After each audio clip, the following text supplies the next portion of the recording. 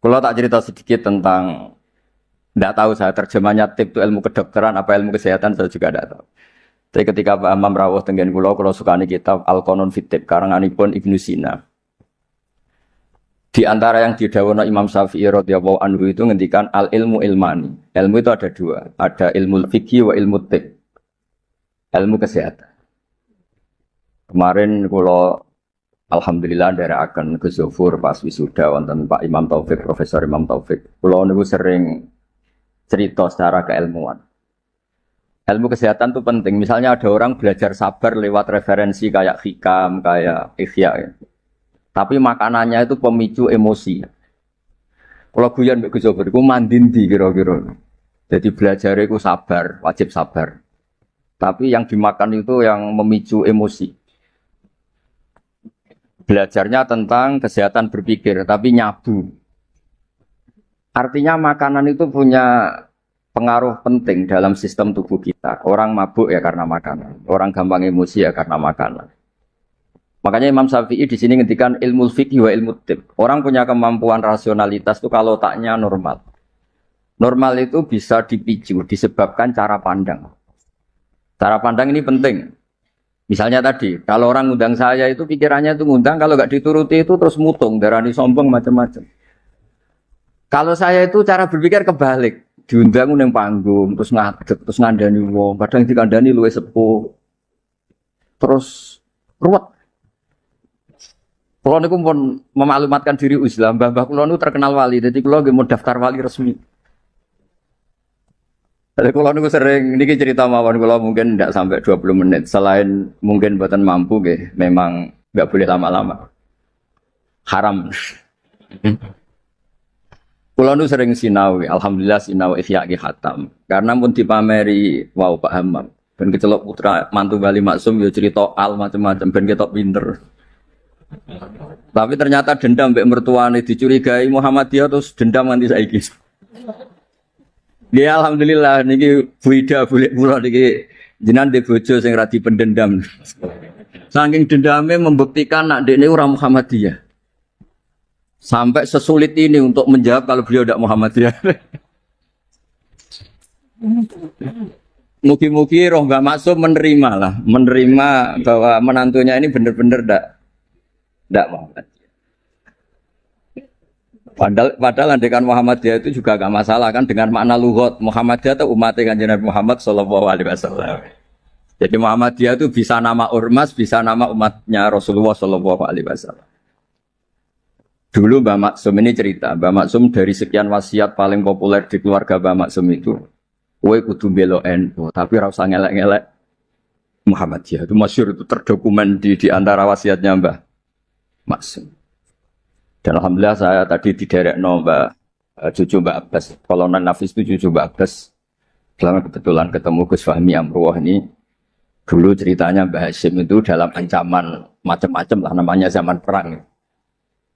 Karena Mbak Hashim itu hanya orang alim fikih, usul fikih, ahli hadis. Itu takut terus nyewa Mbak Abbas disuruh ngelatih santrinya Bencak yang jadi asal usul pagar Musa. Alhamdulillah cucunya jadi kolonel. Yang cucu Basim ya macam-macam, ada yang iya, ada macam-macam. Tapi sebetulnya dari gen keluarga Lasem sama Basim itu sama-sama nasabnya sama. Gayanya juga sama. Ya ada yang jelas, ada yang enggak jelas. Tapi saya ingin bela yang tidak jelas, karena ini kan kampus ya. Jelas, aturannya jelas. Saya itu sering ditanya. Saya sering ditawarin, Gus, mau jadi dokter honoris causa di kampus ini. Enggak, kata saya. Kenapa? Nara di duit ora pantes dokter ora di duit. Jadi enak Gus nonton ngopi ge pantes, ora jelas ge pantes, kafe pantes. Tapi dari ketidakjelasan itu menjadi jelas. Kalau semuanya itu sistem kampus, itu nanti orang mau belajar tema fikih tertentu misalnya kalau di fikih harus nunggu semester berapa baru ada pelajaran itu. Masa mau belajar khed daftar dulu sampai mata kuliah berapa baru dapat pelajaran khed. Itu bisa tutup Islam kalau semuanya tertib itu. Tapi baru kayak kiai gak jelas kayak saya itu di jalan ketemu orang tanya, Gus, badhe sowan. Sowan apa? Ketemu saya di pasar. Saya hobi sering ke pasar. Bukan karena nganggur ya memang seneng. Saya tuh senang di pasar itu sederhana. Kalau ada ibu-ibu awam tak belajari 10.000 senang, alhamdulillah. Kok pinter jenengan? Saya ini kiai besar. Jadi kalau muni alhamdulillah ngenteni untuk duit 10 juta, ini yang nggak pernah ngaji untuk duit 10.000 iso syukur. Jadi tak anggap itu bentuk kekalahan saya. Jadi kalau nang pasar itu bentuk tawaduk kula. Ini mboten ngajari terus kiai-kiai teng pasar nggih mboten, iki cerita mawon. Cerita ijtihad. Terus saya bilang, mboten usah di sini saja. Terus tanya, anak saya itu istighadah, keluar darah gini-gini, sholatnya gimana? Tak jawab saat itu juga. Ada kiai yang negur itu tidak sopan, Gus. Tanya kok tidak sowan ya. Nak sowan malah ra sopan, siji ganggu aku pas istirahat. Nomor loro cah dalemku ribet gawe teh ngene-ngene. Mergo cah dalemku ya agak kacau. Habis bikin teh ada tamu lagi, mau kok gak menisan. Karena aku harus bikin teh lagi. Saya itu sudah survei di semua cah dalem kiai itu ternyata ngeluh kalau kiainya tamunya banyak. Jadi dulu ketika saya masih nerima tamu, 2 tahun kiai wafat itu saya masih nerima tamu. Itu kalau ada tamu, kangkang resik-resik ada tamu lagi. Waduh, gak menisan mau, maksudnya koda jadi. Nggak, ini cerita saja, bukan nyindir para tamu ndak, tapi ini supaya dimengerti bahwa kehadiran mereka itu gak digedaki candalem. Nah ini kan lembaga ilmiah, ini kan diskusi ini ada Mas Imam Taufik tukang diskusi.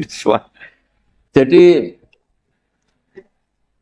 nah ini yang tertib ya monggo, yang nggak tertib ya karena barokahnya nggak tertib itu misalnya semua orang soleh di masjid. Kalau ada orang kecelakaan yang nolong ya orang-orang yang di jalan. Itu orang-orang nggak tertib. Tapi itu efektif itu. Ada orang tersesat yang nolong mereka, kecelakaan mereka, ada orang jampret yang nolong mereka. Jadi umat Islam itu di mana saja itu baik. Yang jalur kampus dia baik, yang jalur nggak tertib kayak saya juga baik.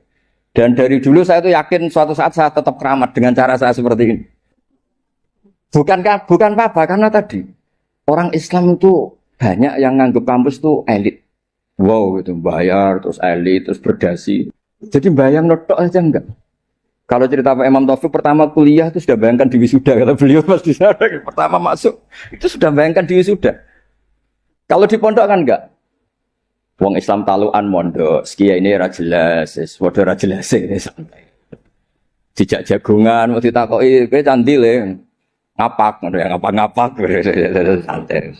Ya pokoknya enggak jelas. Tapi dari cerita enggak jelas itu saya punya argumentasi ilmiah. Yang milih jalur ini, saya kan enggak perlu cerita yang jelas-jelas tadi. Beliau sudah promosi sampai sebegitu hebatnya. Hebat. Betul. Soalnya top lah. Cara tahadus bin Emah itu top. Enggak tahu tahadus apa sponsor enggak tahu. Tergantung niat itu. Saya juga nanti insya Allah hormat keluarga Gus Asim di keluarga Kiai Nawawi baca hikam. Ya, memang saya ini mohon maaf, saya itu susah diundang. Bukan apa-apa, memang saya punya bapak namanya Kiai Nur Salim itu punya abah namanya Mbak Nur Sam itu nggak pernah keluar rumah. Jadi saya punya sanad gen keluarga yang suka di dalam. Jadi saya ini bapaknya bapak saya itu nggak pernah keluar dari rumah, itu terkenal sekali dan ya beliau juga dari gen-gen yang suka tirakat. Saya jarang cerita itu karena beliau itu puasa mulai dulu sampai wafat. Jadi saya jarang cerita karena takut. Nah, jenengan kok boten ngoten Gus. Makanya saya lebih sentuh cerita gen dari ibu karena keluarga Lasem itu rileks ngopi-ngopi, cangkruk, semuanya santai. Ya alhamdulillah kok punya sanad begitu gitu. Saya cerita secara ilmiah. Suatu saat Rasulullah SAW itu mau haji wada. Haji wada dipapak sama Imro'atun bin Khosam. Yang diceritakan di situ tuh sangat besar ya. Imro'atun bin Khosam itu cantik sekali. Nabi murdifun Fadl bin Abbas, Al-Fadl bin Abbas. Fadl karena ganteng ya melihat perempuan tadi. Perempuan ini karena Fadl ganteng ya dilihat. Sama-sama melihat. Yang satu melihat orang cantik, yang satu melihat orang ganteng. Masyhur terus. Fasor Rasulullah wajal Fadl. Wajahnya Fadl dipalingkan sama Nabi. Kemudian Imro'atun bin Khosam tadi tanya. Saat itu juga di perjalanan. Nabi masih di atas unta. Ya Rasulullah, ya ini karena tadi Pak Hamam cerita alimnya tentang sorop naku ya saya cerita hafalan saya. Bahwa bapak saya punya anak saya itu tidak salah, bapak saya punya cucu saya itu tidak salah. Beliau kan ya cerita gitu. Dua anak ini ora rugi, so profesor, so jadi mantune Bali, so kondang terus sampai gedungnya di atas UMC gitu. Tidak tahu. Ini orang pintar kok pakai ukuran fisik tidak tahu. Kalau gedung itu kan fisik, tidak tahu cara berpikir gimana, tidak tahu. Karena saya ini alam rohani, ukurannya di klasmen kewalian. Jadi itu kan nggak kelihatan. Jadi nggak tahu di klasmen berapa, nggak tahu.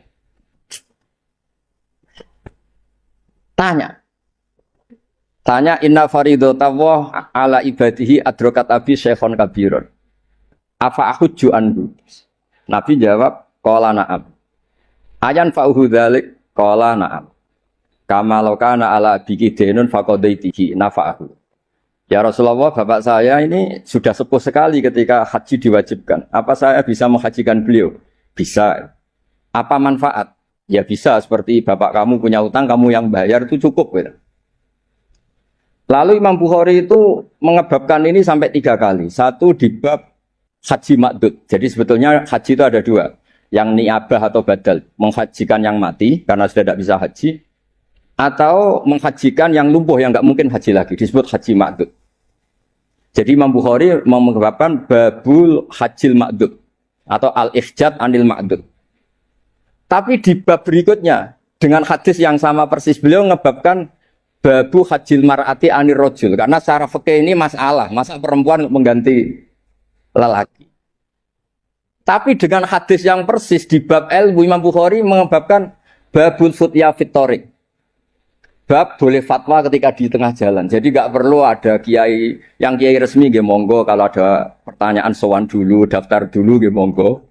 Kiai kayak saya seketemunya juga monggo. Saya itu 2005 itu tiap bulan ke Jogja di UI sama Profesor Zaini. Itu mesti ngebis. Ya mesti ada yang tanya. Jenengan Gus Pak nggih. Wah, beneran Gus badhe tanglet. Niku kadang sampai Rembang sampai Semarang ora barbar. Sampai 20. Loh kok banyak betul. Mumpung ketemu Gus, nah jenengan disowani wangel. Ya barokahnya niku mboten bayar Pak Imam, dadi ikhlas. Mboten niki cerita mawon barokah ketemu niku mboten bayar, dadi ikhlas ini. Jadi Indonesia ini berkah sekali, ada yang nekuni formalitas, ada Profesor Hamam, Profesor Imam Taufik, Gus Wafur, banyak. Ada yang nekuni yang kayak saya, tapi saya mohon yang kayak saya juga harus alim betul. Sehingga coba pera formal terus uteknya juga agak jelas, visinya agak jelas. Asal usulnya juga agak jelas. Enggak boleh, harus tetap jelas. Supaya Islam ini bisa ada di mana-mana. Orang bisa tanya kiai kapan saja, di mana saja. Saya ini haji itu tidak mutawif, bayar. Saya umroh juga milih bayar daripada gratis di kongkonan. Saya berkali-kali ditawari Gus haji Gus gratis kira-kira mau mari go kongkonan gitu. Umroh juga sering ditawari Gus jadi gak bayar aja. Duit 20 juta atau 40 juta jadi budak gitu, jadi kongkon-kongkonan gitu. Wis ngono arahe kon ngesahno pilihan KPIH ini. Kok cara fikih ra salah kon ngesahno. Wong fatwa orderan kan. Jadi rada repot kadang gitu. Kadang padahal secara fikih itu bisa diperdebatkan sah tidaknya. Bukan sah tidaknya haji ya ibadah yang bukan penting-penting ya. Nah, berkahnya orang kayak Bali Maksum yang nekuni keilmuan teng Termas, Bali Maksum dia temani Mbah Kula. Terus dulu misalnya Mbah Kula kandung lahirnya tesih teng Lasem bareng kalian Pak Hamid Pasuruan, niku sak rumah. Makanya kalau dikenal Bani Umar, atau Lasem ini dari partai Bani Umar. Karena Mbah Umar di garwa Mbah Maimunah, niku putrine Mbah Abdul Aziz, jadi kalau lingkup lebih besar disebut Bani Abdul Aziz. Barokah Mbah Ali Maksum, terus beliau ngaji teng Mbah Dimyati, riyen bareng putra-putrane Mbah Mahfud termasuk Mbah Muhammad. Punya satu putra namanya Mbah Muhammad, Gus Muhammad. Niku ilmu itu di mana-mana, sehingga kampung-kampung itu luar biasa Islam teng Indonesia. Ada syekh yang datang dari negara yang tertib sekali. Di Indonesia imam digaji berapa? Fasilitasnya apa? Di negara kami imam itu digaji 70 juta, fasilitasnya mobil BMW gini-gini. Kalau di Indonesia enggak. Kadang komat sendiri, dan sendiri. Terus lucunya itu Mas Imam Taufik itu imamnya tetap bilang imaman lillahi ta'ala. Ditanya, kenapa bilang imaman tidak ada makmumnya? Makmumnya jin, Gus. Warga di kampung itu. Tapi uniknya syekh yang dari negara tertentu yang digaji itu digojlok sama Kiai Indonesia, Gus Wami. Makanya kamu jamaah terus, takut potong gaji ya. Karena dia digaji, difasilitasi, kalau dia bolos itu potong gaji. Kaget saya, ternyata ini masalah dalam dunia ikhlas itu. Pertama mencibir Indonesia, imam nggak diperlakukan secara terhormat, nggak difasilitasi. Terus kata imam-imam Indonesia, makanya jenengan sholat terus takut potong. Akhirnya saya ini sadar. Oh iya ya, bagus ikhlas, bagus ikhlas.